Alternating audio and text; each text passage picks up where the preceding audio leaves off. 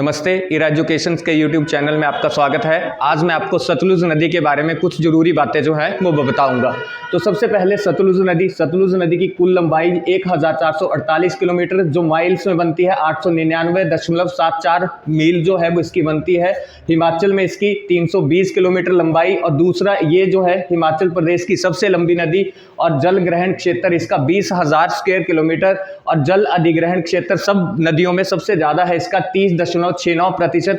अगर सतलुज नदी की बात करें, एक पूर्ववर्ती नदी, इसके अन्य नाम संस्कृत में शतुद्रु 100 शाखाओं वाली, वैदिक नाम जो है शतुद्री, ठीक है। हिमाचल प्रदेश में इसे लाल नदी के नाम से भी जानते हैं, ग्रीक भाषा में इसे कुप्सिस कहते हैं।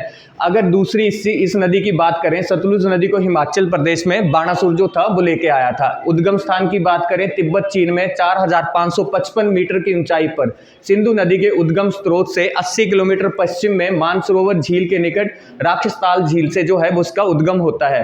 अब भारत में प्रवेश जो है इंडो तिब्बत सीमा के पास सिपकीला दर्रे से 6608 मीटर की ऊंचाई पर ये किन्नौर में जो है वो प्रवेश करती है। अब पश्चिम में चौरा नामक स्थान से शिमला जिले में, कसोल नामक स्थान से बिलासपुर में, फिरनू नामक स्थान से मंडी में, और भाखड़ा नामक स्थान को हिमाचल को छोड़कर ये पंजाब वाले एरिया में जो है वो प्रवेश करती है। अब दूसरी साइड अगर इसकी सहायक नदियों की बात करें तो स्पीति नदी जो है वो सबसे पहले इसके उत्तरी भाग में किन्नौर में मिलती है। 16,000 फीट ऊंचे कुंजुम दर्रे किन्नौर से जो है ये निकलती है, और उसके उपरांत नामगिया गांव के समीप सतलुज में मिलती है। टेंगपो, कब्जिया इसकी सहायक नदियां, और हंसी और धनखड़ गोम्पा स्पीति नदी के किनारे बसे हुए गोम्पे हैं। आगे है बसपा नदी, बसपा पहाड़ियों से निकलकर ये करछम कल्पा के पास सतलुज में मिलती है। इसके अगली नोगली खड्ड जो है सतलुज में रामपुर बुशहर में सतलुज में मिलती है। अगली है स्वां नदी, ऊना को 2 बराबर भागों में बांटती है और नंगल में जाकर सतलुज नदी में मिल जाती है।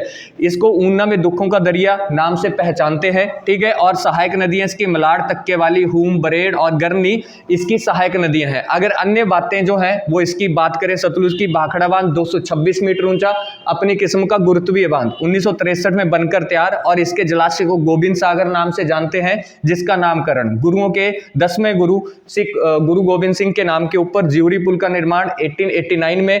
और अगर कोल बांध, भाखड़ा बांध, बसपा, नाथपा, झाकड़ी, ये इस तरीके की जल विद्युत परियोजनाएं इसी पर स्थित हैं। नामगिया, कल्पा, रामपुर, तत्तापानी, बिलासपुर इसके किनारे बसे हुए प्रमुख शहर, और बिलासपुर जिला मुख्यालय की ऊंचाई 610 मीटर जो सतलुज के किनारे पर बसा हुआ है।